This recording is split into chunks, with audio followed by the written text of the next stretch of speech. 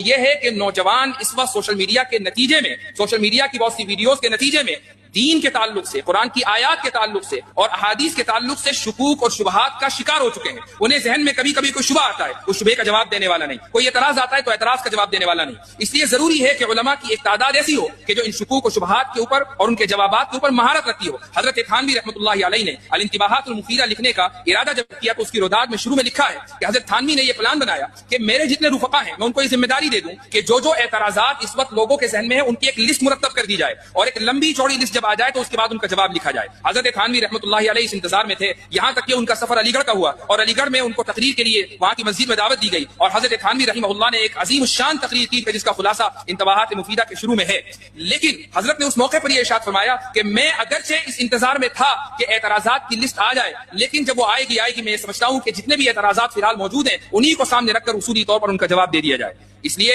میں نے جب یہ بات انتباہات میں پڑھی اور اس کے بعد پھر تحافظ الملاحدہ کا یہ کورس پڑھانا شروع کیا تو ذہن میں یہ بات آئی، اور یہ من جانب اللہ آئی، اور تحدیث بن نعمت کے طور پر یہ کہنا چاہوں گا کہ 1835 میں 1935 میں حضرت تھانوی رحمہ اللہ کا یہ سفر ہوا تھا علی گڑھ کا، اور حضرت تھانوی نے کتاب مرتب کر دی، جو بھی اعتراضات اس وقت موجود تھے وہ سامنے آ گئے۔ لیکن اس کے بعد میں یہ دیکھتا ہوں کہ اگر اعتراضات خصوصاً ہمارے حلقے میں ان اعتراضات کا جواب دینے کی کبھی کوشش کی گئی تو انہی اعتراضات پر انحصار کیا گیا جو پہلے سے متداول چلے آ رہے تھے۔ جس لسٹ کی تمنا حضرت تھانوی رحمہ اللہ کے ذہن میں تھی وہ لسٹ کبھی ان کی زندگی میں میسر نہ آ سکی۔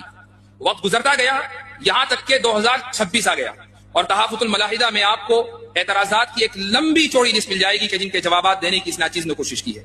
یہ دراصل اکابر کے علوم کا صدقہ ہے، یہ اللہ تعالیٰ کا فضل ہے کہ وہ جس سے چاہے کام لے لے، ذالک فضل اللہ یؤتیہ من یشاء۔ تو اللہ سبحانہ و تعالیٰ کا فضل اور بے پایا انعام ہے کہ جو کام ایک عرصے سے رکا ہوا تھا اس میں کچھ حرکت آئی ہے۔ لیکن جیسا کہ ایک ہمارے استاد نے اس کو ذکر کیا کہ یہ کوئی آخری کام نہیں ہے، کام مکمل نہیں ہوا ہے، ایک راہ ملی ہے مجھے بھی اور آپ کو بھی، اور راہ بڑی طویل ہے۔ اس راہ میں